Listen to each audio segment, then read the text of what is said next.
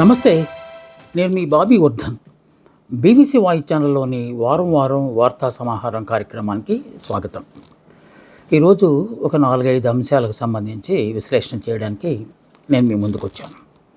వాటిల్లో ప్రపంచ వ్యాప్తంగా హల్చల్ చేస్తున్న ఒకానొక అంశం మీకు తెలిసింది. అది యుద్ధానికి సంబంధించింది. పశ్చిమాసియా దేశాల్లో యుద్ధం రోజుకు పెరుగుతూ వస్తుంది. ఇజ్రాయెల్, అమెరికా ఒకవైపు, ఇరాన్ మరొక వైపు యుద్ధాన్ని కొనసాగిస్తూ వచ్చిన విధ్వంసం, ధ్వంసరచన, హింసరచన ఇవన్నీ యుద్ధంలో భాగమైపోయాయి. ఇవే వార్తలు అంతర్జాతీయ ఛానళ్ళు, వార్తా పత్రికలు కూడా ప్రచురిస్తూ వస్తున్నాయి. ఎప్పటి నుంచో ఇరాన్ని అంతమొందిస్తానని చెప్పి అమెరికా ప్రతినబూనింది. దానికి ఒకే ఒక సాకు, అణ్వాయుధాలను తయారు చేసుకుంటుంది ఇరాన్. అందువల్ల ఇరాన్ మీద యుద్ధం ప్రకటిస్తూనే ఉంది. చాలా కాలం క్రితం కవిస్తూ వచ్చింది. సో నేరుగా యుద్ధం చేయడానికి ముందుగా కొంత సుముఖత వ్యక్తం చేయకపోయినా ఇజ్రాయెల్ అంటే శత్రువుని రెచ్చగొట్టి తద్వారా యుద్ధానికి శ్రీకారం చుట్టింది అమెరికా. దీన్ని బట్టి అమెరికా, ఇజ్రాయెల్ ఒకవైపు, ఇరాన్ మరోవైపు యుద్ధాన్ని కొనసాగిస్తూ వస్తుంది. తాము అనుకున్నట్టుగానే తాము ఎంచుకున్న లక్ష్యాన్ని నెరవేర్చుకోవడానికి అమెరికా విశ్వ ప్రయత్నాలు చేసింది. అందులో భాగంగానే ఇరాన్ సుప్రీం నేత ఖొమైనీని అంతం చేసింది. ఆ తర్వాత వారి భార్య పిల్లలను కూడా అంతం చేసింది. దీంతో ఇరాన్ ఆగ్రహావేశాలు వ్యక్తం చేసింది. ఇరాన్ ప్రజలు వీధుల్లోకి వచ్చారు. యుద్ధాన్ని ఎట్టి పరిస్థితుల్లో కొనసాగించాల్సిందేనని, అమెరికా, ఇజ్రాయెల్ తాలూకు పీచ మణచాలని వాళ్ళంతా ప్రతినబూనినట్టుగా కనిపిస్తుంది. పనిగా ఇరాన్ అమెరికాకు ఆశ్రయం ఇస్తున్న దేశాల మీద కూడా యుద్ధం చేయడం మొదలుపెట్టింది. ముఖ్యంగా మిడిల్ ఈస్ట్, గల్ఫ్ దేశాలు, యూఏఈలో ఉన్న దేశాల మీద, ప్రాంతాల మీద కూడా ఇరాన్ యుద్ధాన్ని చేస్తూ వచ్చింది. దీనికి ప్రధానమైన కారణం ఏంటంటే, ఈ దేశాల్లో దాదాపు 150 దేశాల్లో, ముఖ్యంగా చమురు ఉత్పత్తి చేసే దేశాల ప్రాంతాల్లో అమెరికా తమ స్థావరాలను, రకరకాల స్థావరాలు, చమురు స్థావరాలు కావచ్చు, లేకపోతే సైనిక స్థావరాలు కావచ్చు, వాటిని ఏర్పాటు చేసుకుంది. వాటిలో 50 సైనిక స్థావరాలు, లేకపోతే మిగతా స్థావరాలు ఈ మనం ఇందాక చెప్పుకున్న యూఏఈ, మిడిల్ ఈస్ట్ దేశాల్లోనే ఉన్నాయి. అందువల్ల ఆ దేశాల మీద కూడా యుద్ధం చేయాల్సిన పరిస్థితి వచ్చింది. నేరుగా ఆ దేశాలతో ఇరాన్కు శత్రుత్వం లేకపోయినా అమెరికాకు సహాయం చేస్తున్నారన్న నెపంతో వాళ్ళ మీద కూడా యుద్ధం చేయడం. ఈ విధంగా వేలల్లో ఇరాన్ తమ సైన్యాన్ని, సామాన్య ప్రజల్ని కోల్పోయింది. ముఖ్యంగా ఒక పాఠశాల భవనం మీద పట్టడంతో ఆ చిన్నారులు కూడా అక్కడ చనిపోయారు. సో అమెరికా మరోవైపు రెచ్చగొట్టే ప్రకటనలు చేస్తోంది. అమెరికా ఇంకా ఇరాన్ మీద యుద్ధం ప్రారంభించలేదని, తాము యుద్ధం కనుక ప్రారంభిస్తే ఆ సీన్ వేరేగా ఉంటుందని చెప్పి పదే ప్రకటనలు చేస్తూ ఇరాన్ని పూర్తిగా రెచ్చగొడుతున్నట్టు కనిపిస్తోంది. ఇరాన్ కూడా తగ్గేది లేనట్టుగా తమ నాయకుడు ఖొమైనీ పోయిన తర్వాత ఇంకా మేము ఉన్నా ఎంత, లేకపోయినా ఎంత అనే ఒక ఉద్దేశంతో చివరిదాకా యుద్ధం చేయడానికి సిద్ధమైనట్టుగా కనిపిస్తుంది. ఈలోపు మిగతా దేశాలు చాలా ఇబ్బంది పడుతున్నట్టు, కొంతమంది అయితే అమెరికాతో, ఇజ్రాయెల్తో ఇరాన్కు గొడవ ఉన్నప్పుడు వాళ్ళ మీద నేరుగా యుద్ధం చేయొచ్చు కదా అని చెప్పి కొంతమంది అంటూ ఉన్నారు. కాకుంటే ఇరాన్కి అమెరికాకు మధ్య దూరం దాదాపు 11,000 కిలోమీటర్లు. దాదాపు ఇజ్రాయెల్కి కూడా మరీ అంత దగ్గరగా ఏం లేదు.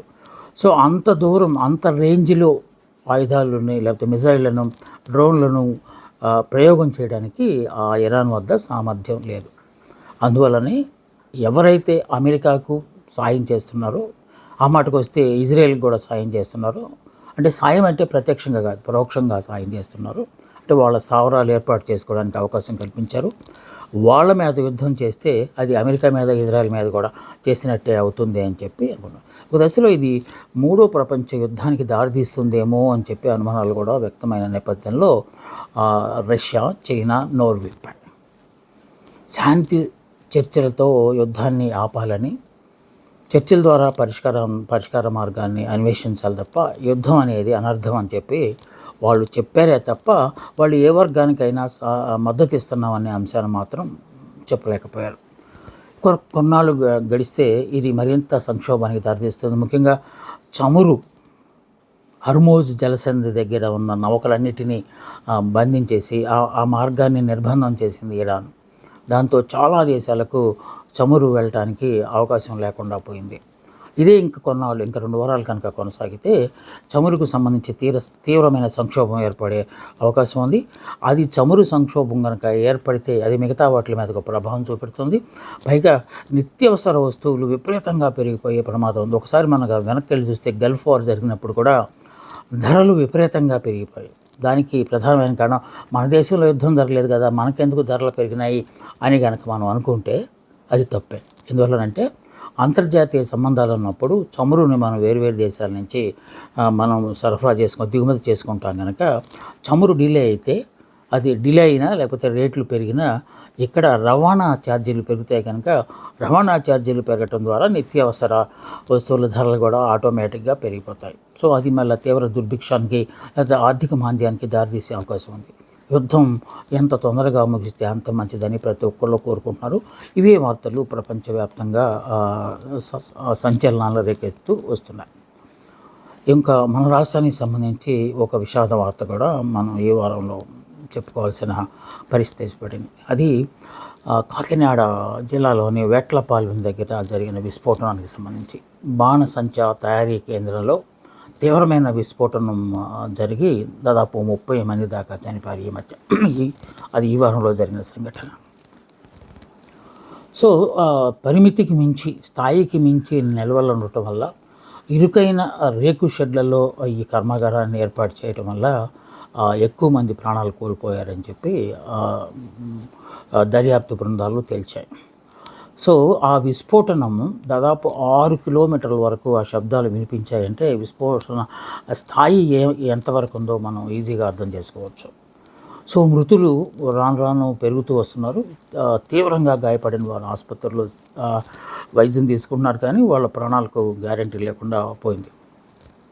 విస్ఫోటనం జరిగినప్పుడు మానవ శరీరాల తాలూకు శకలాలు అని అంటాం కదా, శరీరానికి సంబంధించిన భాగాలు చాలా చెదురుగా ఎక్కడిపక్కడ కాళ్ళు, చేతులు, ముఖం ఇలాగ పడిపోతే ఆ దృశ్యాలను చూడటం చాలా హృదయ విదారకంగా ఉందని చెప్పి ప్రత్యక్ష సాక్షులు కళ్ళ ముందే వాళ్ళందరూ కాలిపోతూ ఉంటే కనీసం దగ్గరికి వెళ్ళి వాళ్ళని కాపాడలేకపోయామని చెప్పి కొంతమంది ప్రత్యక్ష సాక్షులు. ఎందుకంటే అక్కడ విస్ఫోటనం సామాన్యమైంది కాదు, మంటలు విపరీతంగా చెలరేగాయి. సో దీనికి సంబంధించి ఆ మ్యానుఫ్యాక్చర్ ఎవరైతే చేస్తున్నాడో, ఎవరైతే లైసెన్స్ సంపాదించుకుని చిన్నదానికి లైసెన్స్ సంపాదించుకొని పెద్ద స్థాయిలో ఈ బాణసంచాలు ఈ మధ్య కాలంలో బాణసంచా అంటే అదేదో దీపావళి కోసం కాకుండా పెళ్ళిళ్ళకు చిన్న కార్యక్రమాలు కూడా ఈ బాణసంచా కాల్చడం అనేది అలవాటుగా మారింది. అందువల్ల వీటి మధ్య ఈ తయారీ కేంద్రాల మధ్య పోటీ ఎక్కువ పెరగడం వల్ల ఎక్కువ ఉత్పత్తి చేయాలనే ఒక దురాశతో ఇలాంటి పనులు చేస్తుండటం వల్ల ప్రమాదాలు జరుగుతున్నాయి. అక్కడ కనీసం భద్రతా ఏర్పాట్లు, ఫైర్ ఇలాంటి వాటిని కూడా పాటించకుండా ఎలాగోలాగా లంచాల వైపు ఏదైనా మొత్తానికి లైసెన్స్ సంపాదించుకొని ఇష్టారీతిన బాణసంచా తయారు చేయటం వల్ల ఇలాంటి ప్రమాదాలు తరచూ జరుగుతున్నాయనేది ఒక పరిశీలన. ఇక్కడ మన రాష్ట్రంలో కూడా ఆ విస్ఫోటనం జరిగినప్పుడు వాస్తవానికి పెన్షన్ల పంపిణీ కార్యక్రమంలో విజయనగరం జిల్లాలో ఉన్నారు ముఖ్యమంత్రి చంద్రబాబు నాయుడు గారు. ఈ సంఘటన తెలియగానే హుటాహుటిన ఆయన అక్కడ కార్యక్రమాన్ని క్యాన్సిల్ చేసుకొని అక్కడికి వచ్చారు. వాళ్ళని పరామర్శించారు, వాళ్ళకి ధైర్యం చెప్పారు. మృతుల కుటుంబాలకు ఒక్కొక్కరికి 20 లక్షల రూపాయల పరిహారాన్ని ప్రకటించారు. సో ప్రాణాలు తేకలపోయినా కనీసం మిగిలి ఉన్న జీవితాలైనా బాగుపడతాయనే ఉద్దేశంతో ఆయన ఈ చర్యకు పాల్గొన్నారు. చాలామంది మంత్రులు కూడా, ముఖ్యంగా హోంమంత్రి వాళ్ళు కూడా అక్కడికి వెళ్ళారు. అక్కడ సహాయ కార్యక్రమాల గురించి అడిగి తెలుసుకున్నారు. ప్రమాదం జరగడానికి కారణాలు ఏంటో కూడా తెలుసుకున్నారు. సో ఈ బాణసంచా కేంద్రాన్ని నిర్వహిస్తున్న నిర్వాహకులు ఎవరైతే ఉన్నారో వాళ్ళు ఈ సంఘటన జరగగానే పారిపోయారు, ఎక్కడో దాక్కోవడానికి పారిపోయారు. కాకపోతే పోలీసులు జాగిరాల సహాయంతో వాళ్ళని పట్టుకొని తీసుకొచ్చి అరెస్ట్ చేశారు.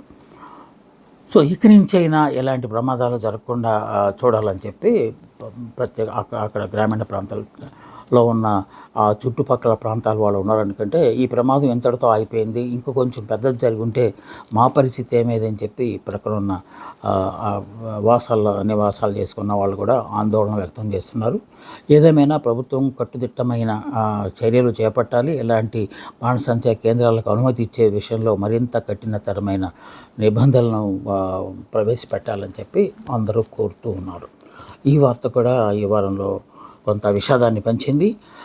ఈ వార్త ప్రముఖంగా వార్తాపత్రికల్లో వచ్చింది. ఒక ప్రక్క కల్తీ పాలు తాగి బిడ్డలు ప్రాణాలు పోగొట్టుకుంటే, మరో ప్రక్క కలుషిత నీరు సరఫరా చేయటం వల్ల మరికొంతమంది డయేరియా పాలయ్యారు, ఇంకొంతమంది చనిపోయింది. ఇది శ్రీకాకుళం జిల్లాలో జరిగిన సంఘటన. జరుగుతున్న ఈ పరిణామ క్రమంలోనే లడ్డూల కల్తీ విషయానికి సంబంధించి అటు శాసనసభలోను శాసన మండలిలోనూ చర్చ జరిగింది. వైఎస్ఆర్ కాంగ్రెస్ పార్టీ ఈ కల్తీ లడ్డు మీద తప్పనిసరిగా చర్చ పెట్టాలని చెప్పి పట్టుబట్టింది. 1-2 రోజుల పాటు చైర్మన్ నిరాకరించిన, ఆ తర్వాత ఆయన అంగీకరించిన నేపథ్యంలో దాని మీద చర్చ మొదలైంది. చర్చ మొదలైన తరుణంలో చాలా సందర్భాల్లో చర్చ పక్కదారి పట్టింది. కల్తీ నెయ్యికి సంబంధించిన అంశాలు కాకుండా మిగతా చాలా అంశాలను దీనిలో ప్రస్తావనకు వచ్చాయి. ఒకళ్ళ మీద ఒకళ్ళు దూషణలు చేసుకోవడం కూడా కనిపించింది. కొంతమంది ఈ కల్తీకి గతంలో తెలుగుదేశం పార్టీ కారణమని చెప్తూ ఉంటే, ఈ 5 ఏళ్లలో జగన్మోహన్ రెడ్డి పాలన 5 ఏళ్లలో మొత్తం కల్తీగానే అంతా జరిగిపోయిందని చెప్పి వాదోపవాదాలు జరుగుతున్న నేపథ్యంలో ఎప్పట్లాగానే మంత్రి అచ్చెన్నాయుడు తన నోరు పారేసుకునే ఒక మాట అనేశారు. చైర్మన్ ఉద్దేశించి ఆయన మాట్లాడుతూ, అధ్యక్ష, మీరు క్రిస్టియనే, మీ నాయకుడు క్రిస్టియనే, అందుకే మీకు హిందూ దేవుళ్ళ పట్ల నమ్మకం లేదు, భక్తి లేదు అని చెప్పి ఆయన నోరు తూలింతో అది పెద్ద మళ్ళా బూమరాంగ్ అయిపోయి పెద్ద చర్చకు దారితీస్తుంది. నేను క్రిస్టియన్ మీకు ఎవరు చెప్పారు అని సాక్షాత్తు చైర్మనే ప్రశ్నించాల్సిన పరిస్థితి అయిపోయింది. అదేదో దుందుడుగా మాట్లాడాను, పొరపాటున మాట్లాడాను, అసలు ఈ నియమావళి ప్రకారమే వీళ్ళు వాదోపవాదాలు చేస్తున్నారా, ఎలాంటి పదాలను అక్కడ ఉపయోగించాలి, పైగా సభాధ్యక్షుడిని అంటే స్పీకర్ని లేకపోతే చైర్మన్ని అసలు ఆ విధంగా అడ్రస్ చేయవచ్చా, మా చైర్కి ఎలాంటి గౌరవం ఇవ్వాలి, ఆయనకి ఏది పడితే అది ఆపాదించవచ్చా, ఇలాంటి అంశాలన్నీ నియమావళిలో ఉన్నప్పటికీ, వర్క్ బుక్ చెప్తున్నప్పటికీ దానికి సంబంధించి ఏమాత్రం ఖాతరు చేయకుండా సంఖ్యాబలం ఉందని కొందరు, ఇంకొందరు వేరే వేరే కారణాల చేత ఆ రాజకీయాలను పబ్బం గడుపుకోవడానికి ప్రయత్నాలు చేస్తూ ఉన్నారు. సో చైర్మన్ని ఆ విధంగా ఆపాదించినందుకు, క్రిస్టియన్ అని చెప్పినందుకు ఆమెను క్షమాపణలు చెప్పకపోగా మరో రోజు, రెండో రోజు కూడా 24 గంటలు గడిచినా మీ మతం ఏంటో మాకు చెప్పలేదు అని చెప్పి మళ్ళీ ఆయన అందుకోవటం అనేది తీవ్ర గందరగోళానికి, తీవ్ర విమర్శలకు దారితీసినట్టుగా మనం చెప్పుకోవాలి. పనిగా మధ్యలో హెరిటేజ్ అంశం కూడా చర్చలకు వచ్చింది. అసలు హెరిటేజ్కి ఇప్పుడు జరుగుతున్న చర్చకి ఆ సంబంధం ఏంటి అని చెప్పి ఆర్థిక మంత్రి పయ్యావుల కేసు, అలాగే లోకేష్ గారు వీళ్ళందరూ ఎదురుదాడి చేశారు. ఈ విధంగా ఒక పక్క జనాలు వేరువేరు కారణాల చేత ప్రాణాలు కోల్పోతుంటే, ఇక్కడ ఎలాంటి మంచి కార్యక్రమాలకు సంబంధించిన చర్చ జరగపోగా ఇష్టారాజ్యంగా అక్కడంతా ఈ సందర్భంగా మనం చర్చించుకోవాల్సిన ఒక అంశం ఏంటంటే, ముఖ్యమంత్రి కాకుండా ఉప ముఖ్యమంత్రి మన పవన్ కళ్యాణ్ గారు చేసిన ఒకనొక ప్రకటన. వాళ్ళు చూడటానికి 11 మంది ఉన్నారు, కానీ 1100 మంది చేసే గొడవలు వాళ్ళు చేస్తున్నారు, మనం వాళ్ళని ధీటుగా ఎదుర్కోలేకపోతున్నాము అని చెప్పారంటే, ఏ స్థాయిలో అక్కడ చర్చ జరుగుతుందో, లేకపోతే చర్చ పేరుతో రచ్చ జరుగుతుందో మనం ఈజీగా అర్థం చేసుకోవచ్చు. ఈ వార్త కూడా ఈ వారంలో ఒకనొక ప్రముఖ వార్తగా వచ్చింది. ఇంకా అన్నిటికంటే ఒక సెన్సేషనల్ వార్త కూడా హల్చల్ చేస్తుంది. అదేంటంటే, ఆంధ్రప్రదేశ్ సీఎంగా లోకేష్ పదవి బాధ్యతలు చేపట్టబోతున్నారా, చంద్రబాబు నాయుడు తన పదవికి రాజీనామా చేసి ఢిల్లీ వెళ్ళబోతున్నారా, కేంద్రంలో చక్రం తిప్పే కార్యక్రమాన్ని ఆయన చేయబోతున్నారా, బీహార్ ముఖ్యమంత్రి నితీష్ కుమార్ తోవలోని చంద్రబాబు నాయుడు గారు నడవబోతున్నారా, ఇలాంటి ప్రశ్నలు రకరకాల మీడియా ఛానళ్ళలో హల్చల్ చేస్తూ ఉన్నాయి. ఈ ప్రశ్నలకు సమాధానం కనుక మనకి అవును అని కొంతమంది, కాదని కొంతమంది చెప్తూ వస్తున్నారు. ఎందువల్లనంటే, ఈ మధ్య కాలంలోనే బీహార్ ముఖ్యమంత్రి నితీష్ కుమార్ని పదవికి రాజీనామా చేయించి రాజ్యసభకు నామినేషన్ వేయించారు. ఈ కార్యక్రమాన్ని సాక్షాత్తు కేంద్ర హోంమంత్రి అమిత్ షా స్వయంగా పర్యవేక్షించడం అనేది కొంత ప్రాధాన్యత సంతరించుకున్న అంశం. రకరకాల రాజకీయ కారణాల చేత ఒకవేళ నితీష్ కుమార్ రాజీనామా చేసి కేంద్రానికి వెళ్తే తమ టర్న్ అంటే బీజేపీ వాళ్లకు ముఖ్యమంత్రి పదవి వచ్చే అవకాశం ఉంది. సో ఆ విధంగా మరో రాష్ట్రానికి బీజేపీ ముఖ్యమంత్రి పదవి తీసుకునే ఆస్కారం ఉందనే ఉద్దేశంతో ఇది చేశారా, లేకుంటే సీనియర్ నాయకుడు కనుక అతన్ని కేంద్రంలో తీసుకుంటే కొంచెం గట్టిగా ఆయన పనిచేస్తారనే ఉద్దేశంలో తీసుకెళ్లారా అనే దాని ప్రశ్నలు కూడా వస్తున్నాయి. అయితే ఆయనకి గతంలో ఆయన చేసిన రైల్వే శాఖ అప్పగిస్తారని కూడా ఊహాగానాలు వస్తున్నాయి. ఈ నేపథ్యంలోనే మరో సీనియర్ నాయకుడు, చాలా సీనియర్ అయిన 40 సంవత్సరాల పైనే రాజకీయ అనుభవం ఉన్నది, 4 సార్లు ముఖ్యమంత్రి చేసిన అనుభవం ఉన్న వ్యక్తి, ఆయన్ని కనుక మన కేంద్రంలోకి తీసుకెళ్ళి మంచి సముచిత స్థానాన్ని కల్పిస్తే ఎలా ఉంటుందని కేంద్రం యోచనలో ఉన్నట్టుగా కూడా ఊహాగానాలు చెలరేగుతూ ఉన్నాయి. అదే కనుక జరిగితే చంద్రబాబు నాయుడిని ఇక్కడ రాజీనామా చేయించి ఆ స్థానంలో లోకేష్ గారిని కూర్చోబెడతారు.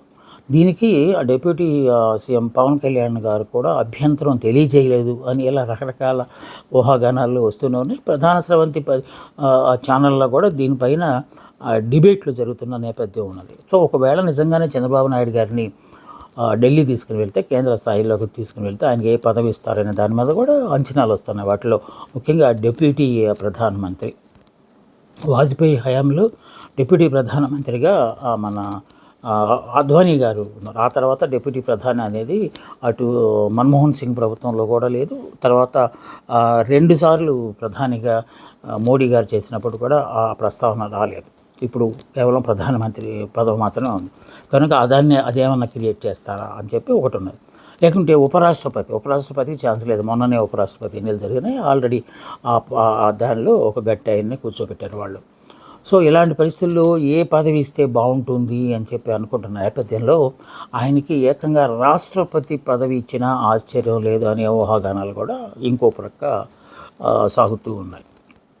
దీనికి నేపథ్యం కూడా లేకపోలేదు. గతంలో చంద్రబాబు నాయుడు గారికి ప్రధానమంత్రి పదవి ఇస్తానని ఆశ చూపిన నేషనల్ ఫ్రంట్ గవర్నమెంట్ ఉన్నప్పుడు, లేకపోతే మరో సందర్భంలో ఉన్నప్పటికీ ఆయన వేరే పేరు సూచించారు తప్ప తను యాక్సెప్ట్ చేయలేదు. తనకు రాష్ట్ర రాజకీయాలే ముఖ్యమని చెప్పి ఆయన అప్పట్లో చెప్పారు.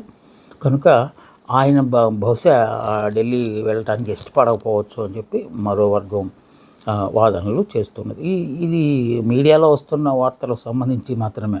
కొన్ని డిజిటల్ ఛానల్స్ అయితే చాలా నిక్కచ్చిగా దేని గురించి చెప్తున్నాయి. ఎందుకంటే నితీష్ కుమార్ని జరిపారంటే డెఫినెట్గా అదే ప్రభావం మన రాష్ట్రం మీద కూడా పడవచ్చు. ఎందుకంటే ఎన్డీఏ మనుగడకు ప్రధానమైన 2 రాష్ట్రాలు, ఒకటి బీహార్, రెండోది ఆంధ్రప్రదేశ్. ఒకవేళ ఏమైనా తేడా వస్తే వాళ్ళిద్దరు ఏమైనా సరే ఎదురు తిరిగితే ఆ ప్రభుత్వం పడిపోయే ఆస్కారం ఉంది కనుక సో వాళ్ళను ఆ ఇద్దరు ముఖ్యమంత్రులను తమ గుప్పిట్లో పెట్టుకుంటే అప్పుడు ఇంకా ప్రభుత్వం 5 ఏళ్ళు కొనసాగుతుందనే ఉద్దేశంతో ఇదంతా చేస్తున్నారా అనే ఊహాగానాలు కూడా వినిపిస్తూ వస్తున్నాయి. వాస్తవానికి నిజంగానే అది ఎందువల్లనంటే ఇప్పుడు ప్రస్తుతం ఎన్డీఏ మనుగడ బీహార్ రాష్ట్రం మీద, ముఖ్యంగా ఆంధ్రప్రదేశ్ రాష్ట్రం మీద ఆధారపడి ఉన్నది. ఏ మాత్రం వీళ్ళిద్దరిలో ఒక్కరు కనుక పార్టీ నుంచి ఎన్డీఏ కూటమి నుంచి బయటకు వస్తే ప్రభుత్వం పతనమయ్యే ఆస్కారం ఉందా, దానికోసమే కాంగ్రెస్ వెయిట్ చేస్తున్నట్టుగా కూడా కనిపిస్తుంది. అందువల్లనే ఈ వార్తకు ఇంత ప్రాధాన్యత కలిగింది. ఒకవేళ చంద్రబాబు నాయుడు గారు కనుక కేంద్రానికి తీసుకెళ్తే ఆయనే సీనియర్ మోస్ట్ పర్సన్ అవుతారు అక్కడ. సో సీనియర్ మోస్ట్ పర్సన్కి ఏం పదవి ఇవ్వాలి అనే దాని మీద తర్జన జరుగుతాయని కూడా ఇక్కడ ఊహాగానాలు జరుగుతున్నాయి. ఆశ్చర్యకరమైన అంశం ఏంటంటే వైఎస్ఆర్ కాంగ్రెస్లో మాజీ మంత్రిగా ఉన్న ఆయన, కొంచెం యాక్టివ్ పొలిటీషియన్గా ఉన్న ఆయన పేరు నాని గారు కూడా దీనికి సంబంధించి నిన్నగా మొన్న ఒక స్టేట్మెంట్ ఇచ్చారు. ఇది నాకు సెంట్రల్ ఇంటెలిజెన్స్ నుంచి వచ్చిన సమాచారం అని కూడా ఆయన చెప్తున్నారు. దానికంటే ముందే మనకి ఈ సమాచారం ఉంది. చూడాలి ఏం జరుగుతుందో. ఒకవేళ నిజంగానే చంద్రబాబు నాయుడు గారిని కేంద్రానికి తీసుకెళ్తే లోకేష్ గారి చిరకాల వాంఛ తీరే అవకాశం ఉంది. దానికి ఆంధ్రప్రదేశ్ రాష్ట్ర రాజకీయాల్లో ఎలాంటి సమీకరణలు జరుగుతాయనేది కూడా మనం వేచి చూడాలి. ఇంకొక ముఖ్యమైన అంశం ఏంటంటే ఇది కూడా కొంత ఆశ్చర్యాన్ని కలిగించినా కూడా కొంచెం సుదీర్ఘమైన భవిష్యత్తును దృష్టిలో పెట్టుకొని చేసినట్టు. ఒకప్పుడు తక్కువ జనాభా ఉన్నప్పుడు అది కుటుంబ నియంత్రణ అనేవాళ్ళం కదా, ఇద్దరు లేక ముగ్గురు అనేవాళ్ళు. ఆ తర్వాత ఇద్దరు చాలు, ఆ పైన వద్దు అనేది ఆ తర్వాత వచ్చింది. అలా చేస్తున్న సందర్భంలోనే ఒక బిడ్డ పుట్టిన వాళ్లకు ఇంక్రిమెంట్లు కూడా ఇచ్చేవాళ్ళు, ఉద్యోగులకు ముఖ్యంగా. ఒక బిడ్డ కనుక ఉండుంటే 2 ఇంక్రిమెంట్లు, ఇద్దరు బిడ్డలతో సరిపుచ్చుకుంటే ఒక ఇంక్రిమెంటు ఇస్తూ వచ్చేవాళ్ళం. అది ఒకప్పటి మాట. ఇప్పుడు ఆ సీన్ రివర్స్ అయిపోయింది. ఇద్దరు బిడ్డలు ఉన్న వాళ్ళకు ముగ్గురు బిడ్డలు ఉన్న వాళ్ళకు 25,000, నలుగురు బిడ్డలు ఆ పైన ఉన్న వాళ్ళకు 50,000 అని చెప్పి ఆంధ్రప్రదేశ్ ప్రభుత్వం ఒక కొత్త ప్రతిపాదన తీసుకొచ్చింది. దీనికి జనాభా నిర్వహణ ముసాయిదా అని చెప్పి ఒక దాన్ని తయారు చేసింది. అంటే పాపులేషన్ మేనేజ్మెంట్ సంబంధించి ఒక కొత్త ముసాయిదాను తీసుకురావడానికి ఆంధ్రప్రదేశ్ ప్రభుత్వం ప్రయత్నాలు చేస్తుంది. ఇది ఏప్రిల్ 1వ తేదీ, ఈ ఏడాది ఏప్రిల్ 1వ తేదీ నుంచి అమల్లోకి వస్తుంది. ముగ్గురు కంటే ఎక్కువ మంది సంతానం ఉన్న వాళ్ళకు అనేక రకాలైన ప్రోత్సాహాలు ఇవ్వడానికి ఆంధ్రప్రదేశ్ ప్రభుత్వం సుముఖంగా ఉన్నట్టు సాక్షాత్తు ముఖ్యమంత్రి చంద్రబాబు నాయుడు గారే ఈ మధ్య ప్రకటన చేశారు. అది కూడా, ఆ వార్త కూడా కొంచెం హల్చల్ చేస్తూ వస్తుంది. 18 సంవత్సరాల వరకు ముగ్గురు నలుగురు పిల్లలు పుట్టిన వాళ్ళకి 18 సంవత్సరాల వరకు ప్రభుత్వమే ఉచితంగా విద్యను అందిస్తుందని చెప్పి, అలాగే నలుగురు పిల్లల కన్నా ఒక తల్లి కనుకుంటే ఆ తల్లికి 1 year అంటే 12 మాసాల పాటు లీవ్ కూడా ఇస్తారని చెప్పి ఆ మసాయిదాలో పేర్కొన్నారు. సో ఏప్రిల్ 1వ తేదీ నుంచి ఈ కార్యక్రమం, ఈ కొత్త పాలసీ అమల్లోకి వస్తుందని చెప్పి చంద్రబాబు నాయుడు గారు చెప్పారు. చూడాలి ఇంకా ఏమేమి అంశాలు దాంట్లో. దీనికి ప్రధానమైన కారణం ఏంటంటే, గత కొన్నేళ్ల నుంచి చూస్తే ఆంధ్రప్రదేశ్ జనాభా అభివృద్ధి రేటు పూర్తిగా తగ్గిపోతూ వస్తుందని, మానవ వనరులు కనుక సరిగా లేకపోతే అభివృద్ధి కుంటుపడే అవకాశం ఉందని, అందువల్ల ఎక్కువ మంది పిల్లల కంటే వాళ్ళు మంచి మేధో శక్తిని సంపాదించుకొని రాష్ట్ర అభివృద్ధికి తోడ్పడతారు అని చెప్పి అదే సంకల్పంతో ఈ ముసాయిదాన్ని ఏర్పాటు చేస్తున్నట్టు కూడా చంద్రబాబు నాయుడు గారు చెప్పారు. సో ఇవి కొన్ని వార్తలు ఈ వారంలో వచ్చినవి. చాలా వార్తలు ఉన్నాయి కానీ ఇంకొక ఆశ్చర్యకరమైన వార్త ఏంటంటే, అది చాలా హేళనగా జనాలు మాట్లాడుకుంటున్న ఇదేంటంటే, మరో నెల రోజుల పాటు రష్యా నుంచి చమురు దిగుమతి చేసుకోవడానికి అమెరికా భారతదేశానికి అనుమతి ఇచ్చిందట. అసలు ఇదేంటో అర్థం కాని విషయం. అమెరికా అదేదో ఇంటర్నేషనల్ సూపర్ మ్యాన్ అయినట్టు, ఏ దేశం ఎక్కడి నుంచి ఏం కొనాలో అనేది వాళ్ళే నిర్దేశిస్తున్నట్టు, అనుమతులు కూడా వాళ్ళే ఇస్తున్నట్టు, ఇదంతా చూస్తుంటే అమెరికా ఇంటర్నేషనల్ పోలీస్ యాటిట్యూడ్ ఇంకా పోలేదు అనే ఒక విమర్శ కూడా వస్తూ ఉంది. ఇంకా ఇలా చాలా వార్తలు వచ్చాయి కానీ, బట్ మనం సమయాన్ని బట్టి కొన్ని వార్తల గురించే మాట్లాడుకుంటూ వచ్చాం. ఇది వారం వార్తా సమాహారంలోని కొన్ని వార్తా అంశాల పట్ల విశ్లేషణ. మళ్ళీ వచ్చే వారంలో ఇంకొన్ని వార్తలకు సంబంధించి విశ్లేషణ కోసం నేను మీ ముందుకు వస్తాను. అందాక సెలవు. నమస్తే, మీ బాబీ వర్ధన్.